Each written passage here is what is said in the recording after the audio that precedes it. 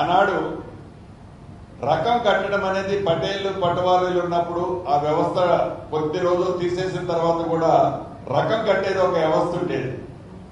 అదే రకంగా ఈ రకం కట్టడం వలన ఆనాటిలాగా ఎకరానికి 3 డిజిట్లో 100 రూపాయలు 200 రూపాయలు కాకుండా నామినల్ కాస్ట్ పెట్టి ఈ నామినల్ కాస్ట్ రకం రిసీవ్డ్ కనుక ఇచ్చినట్లయితే ఆ భూమికి సంబంధించింది ఒక భద్రత ఆ భూమిలో ఉన్న వాళ్ళకి ఒకటి కలుగుతుంది.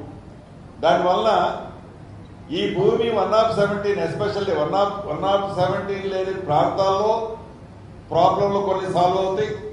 1/17 ప్రాంతంలో కూడా ఎస్పెషల్లీ ఇప్పుడు వాళ్ళకి అసలు కొన్ని ప్రాంతాలు అనేది ఏ ఆధారమూ లేదు, ఏ కాగితమూ లేదు. ఏ కాగితం లేకుండా కారణంగా అసలు ఈ భూమి నాదేనా నాది కాదా అని ఆ భూమి ఆసామి ఉలిక్కిపడి లెగిస్తే తనకు వచ్చే ధర్మ సందేహంలో నిజం కూడా లేకపోలేదు.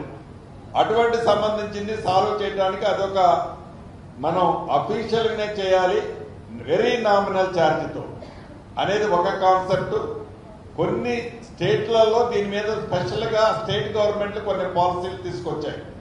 దానికి సంబంధించింది ఇప్పుడు ఇది 2 వెళ్ళి దాన్ని బయటికి రిలీజ్ చేయడం అనేది, దాన్ని ఒక కంక్లూజన్ వచ్చిన తర్వాత ఈ కమిటీ క్షుణ్ణంగా పరిశీలించిన తర్వాత దానికి సంబంధించింది కూడా విచ్ ఈజ్ బెటర్ అసెంబ్లీలో అవసరమైతే దీని మీద చర్చ పెట్టి దాన్ని అడాప్ట్ చేయాలన్నది కూడా వ్యక్తిగతంగా ప్రభుత్వ పక్షాన్ని కూడా నేను చెప్పదలుచుకున్నాను.